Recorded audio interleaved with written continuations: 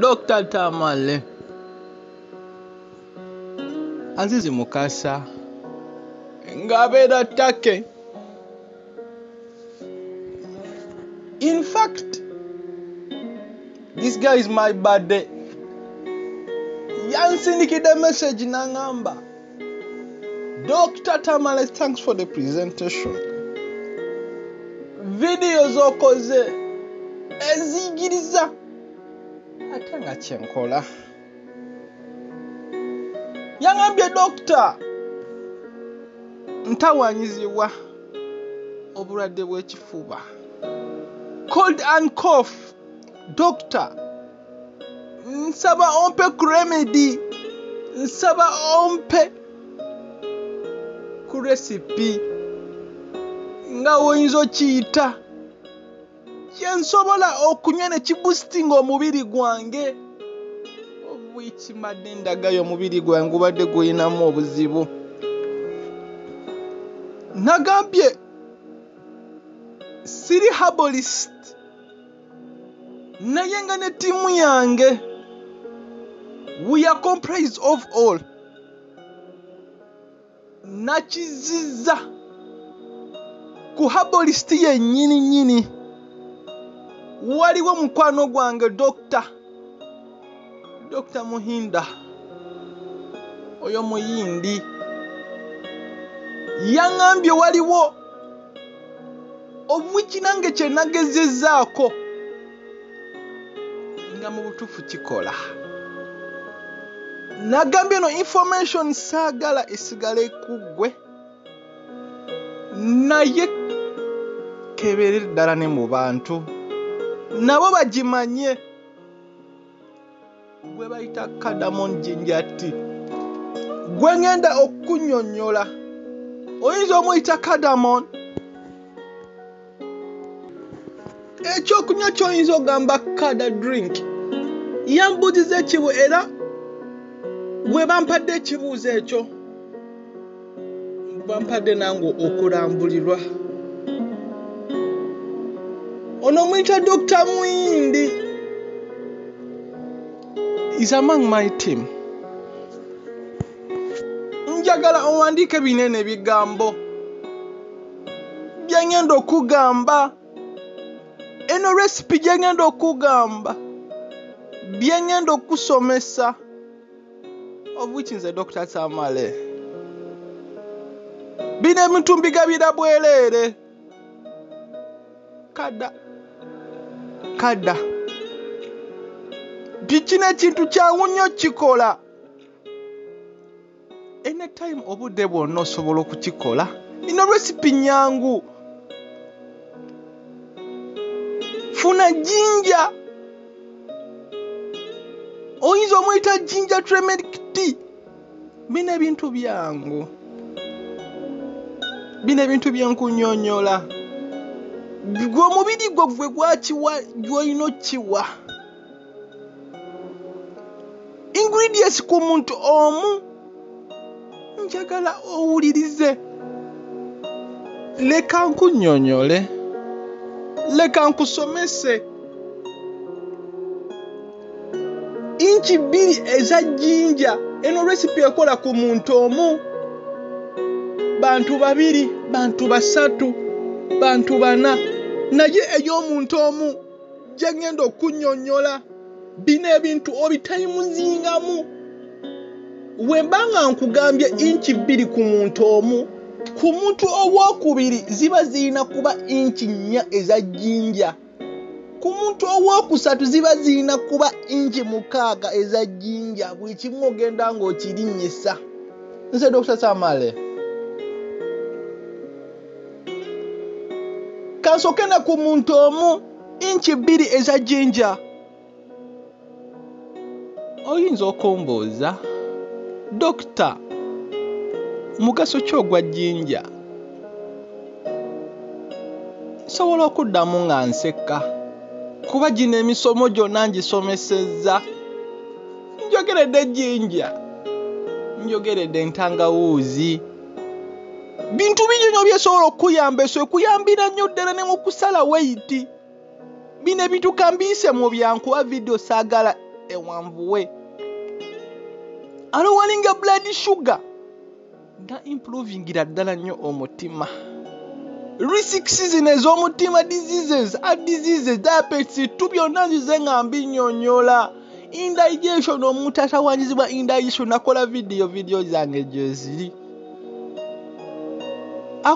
ayamba nnyo n'omuntu ali menstruation pain reducingira ddala ayamba n'okulwalinga cholesterol levels byonna mbinyonyodde jinja bintu migaso mingi nnyo gyasobola okuyamba inchi 2 funa inchi 2 eza jinja funa neka inchi kamu aka cinnamon oyinza okumbuuza doctor cinnamon akola ki ali reducinga ddala nnyo blood pressure alowalinga blood sugars eno etera ddala nnyo diabetes type 2 omuntu atawanyizibwa gende manju ene kuyambira nnyo ddala ono cinnamon gwe nkugamba ovuki bya bino ebintu waliwo n'omu gwe yaŋŋamba doctor yali Kenya yaŋŋamba doctor like mugaso ki kulwaki abagundi banywa nnyo chai alimu cloves namunyo ne mugamba that's a beneficial recipe omuntu yena gyasobola okwekwatako funa ejiko akatundu k'ejiko tablespoon ka cloves bino bintu byenkunyonyola kuba cloves akuyamba ki afightingira nnyo ddala ate ayambira nnyo ddala n'okudevelopinga cells body boosters omuntu atawanyizibwa erectile problems mu basajja kana kantu bino ebintu tobibuusa amaaso ekibuno ekibulidinga soreni gums teeth changes atawanyizibwa akamwa nakola video byonna nabinyonyola sina kyesitanyonyodde nze Dr. Samale yongeramu ne kadamoni mu pieces 5 ejjuko emu eya pepper oyinza omuyita piripiri manga nzize nga munyonyola ono ali fresh si akubiddwa funa ebikopo bina eby'amazzi of which bino bintu byenkunyonyola biri stronger wogata jinja n'ogatamu ne cloves of which recipe oba ogenda kuba ng'ogiwadde amaanyi ngeri stronger agamazi ng'omaze ogafumba bino ebintu osobola osoosa amazzi teekamu jinjayo teekamu inchi emu eya cinnamon teekamu akatundu k'ejjiiko aka tablespoon ka cloves ne bukadamoni 5 teekamu ejjiiko emu tablespoon seeno eya bunde tablespoon eya pepper piripiri manga mu mazzi agatandise boilingira bino ebintu bifumbire okumala eddakiika 5 kasita bitokota ne bireeta fukulu awo oba osobola teweerabira n'okussaamu turmeric saagala turmeric powder bino ebintu byenkunyonyola saagala okozesa ekintu ekiri powdere bino ebintu njagala okozesa nga ekito okiguze nga kiri fresh osobola okutabiramu akabisi ino option oba nga okyagala n'ekino ekintu saagala nnyo kibeeremu sukaali ovuiki ng'omubisi guli ku natural nalyagadde ogunywe aside mu kusembyeyo ng'omaze okubifumba bino ebintu bireke bireke binyogoge oba bikuulinge. Osobola n'okubissa mu fridge nga bimaze okuulinga. Eno recipe gye nkuwadde mu wiiki osobola okugikozesa tosussa mirundi 3 mu wiiki. Of which nina reasons zange nga nze Dr. Tamale. Kuba ffenna blood types zaffe emisayi gyaffe gya njawulo. Ojja kusanga oli ng'ayina O, ayina B+, A+. Kuba eno jinja zino recipe zenkuwadde zikwatagana n'omusaayi gwaffe. Ezisinga zigenda kukkiriza bodeyo, ezisinga zigenda kurejectinga. Saagenda zikuwe side effects. Of which nkuyonnyodde bino ebigambo, of which nkusomesezza, nkuwadde value. Mu kusembyayo kino ekintu eno recipe ng'emaze okujja bulungi, nkimanyi egenda kyusa kala, egenda kuba akawoowo. Naye mu kawoowo ako okufuna ejjiiko emu njagala enniimu. Kyova nkugambe tofumbiramu nniimu, kuba eno nniimu saagala ogiboyiringa ennyo oba ogenda kutta ebiriisa. Of which nkugambye ku dakiika 5 mu 8 tosussa dakiika 10 n'okweyongera waggulu. Of which njagala bino ebintu bibeere nga biri stronger. Bino ebintu eno recipe bagikozesa mu bayende, mu Bapakisitaani, kada of which Mr. Azizi yasindikidde message n'agamba doctor,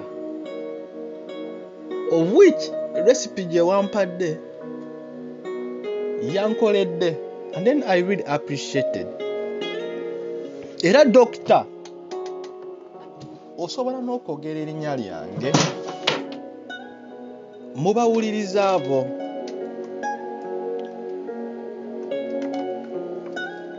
Era naye muwuliriza nga ggwe. Kino ekintu kye nkugamba calories 4 kiri under Indian cuisine. Cooking time dakiika 5, okifumba omulundi gumu, okisavinga, sobola kinywa ku makya, sobola kinywa olweggulo. Eno jinja turmeric tea gye nkunnyonnyodde. Eno recipe saagala ogyonoonye. Kyoba olaba nkugambye nkusabye obeere ne kapeeni inchi 2 eza jinja ku muntu omu, ku muntu 2 zibeera inchi 4, ku bantu 2 ejjiiko inchi 2 eza cinnamon, 1 tablespoon of cloves, 10 cardamom, 2 tablespoons of pepper, 8 cup waters, 1 tablespoon of turmeric, 2 tablespoons of lemon juice ku bantu 2. Ku bantu 3 inchi 6 eza jinja, inchi 3 eza cinnamon, 1.5 tablespoons of cloves, 15 cardamom, 3 tablespoons of pepper, pilipili manga gwentegeeza ali fresh, ali mu busanko form, saagala okozese powder form, 12 cup water, 1.5 tablespoons of turmeric, 3 tablespoons of lemon juice. Nze Dr. Tamale mbeyanza okuwuliriza n'okusupportinga channel eno kuba video nyingi nnyo nkyazikola era nkyakola video mpitirivu nazira nazo nezenzanyi nyingi obanga bwe mundi gwe gusoso okumpulira osobola oyisa misomo gyange. This is a master classes. Bine bitu nasalawo mbiwere bwerere omunamuna Uganda ne ku remedy nina kosi zange era nga bino byenkusomesa byennyini era byensomesa n'abantu abalala. Nze ne timu yange tetuli mu Uganda nedda, of which nazimba connection, strong connection, of which sometimes nange mba offline. So Dr. Tamale neba patients abagala bantu bangi nnyo bantuukirira. Nze Dr. Tamale yagamba Dr. Tamale thanks, of which buli muntu afunye mu value mu recipe zange mu video zange ze mbadde nsomesa. Osobola okumpa 1+ into comment mu comment section nogamba doctor wasomesa ku kino ne wotangamba wasomesa ku kino. Ekyo kiba nange kiba kinzizaamu amaanyi ne ngamba recipes bino tebisigadde nange naye njagala naawe kisigale naawe. Kino kyenfaako naawe obeere mumanyi, njagala obeere personal doctor wo, of which bino ebintu byenwanisa. Nze Dr. Tamale ow'emmere n'ow'ebyokunywa, drinks ne mu mmere, I'm a professional in culinary cooking. Nkyebaza Mukama Katonda, I'm also professional. Ezo zonna kosi nazisoma, nazinyonyoka, nazimbibwa okubeera okumanya bino ebintu mbikutuuseeko, nutritionist, dietist, zonna ngwayo, of which nze sikusaagala nkuleke mu bbanga ngezaako kuwa ebintu nga ebikolebwa. Nze Dr. Tamale video waste nkyazikola atanaba kutandika kungoberera. Simanyi oba olinze ki kuba zino video bebi n'ebintu by'ojja ogenda ewalala ne bakimikisinga ne bakikuwa naye nga kigenda kutwalira ssente naye nga byali bikwetaagisa kuwuliriza. Nakussa mu nkola eimu yange si basubscriber bangi, si view nyingi, naye nfuba nnyo nkusomese bino ebintu naawe obimanye baleme kufuulinga. Njagala naawe nkwetera okuyingizaamu olumanyi, always otandika okulisteninga to your body. Nze nga nze kyenkola, nze manya body yange yeetaaga kino and then I give. Sugar levels zange ziri low and then I know ekyo kyatuukawo era nga weekiri. Nebaza Mukama Katonda banange akuume atakumira mpeera.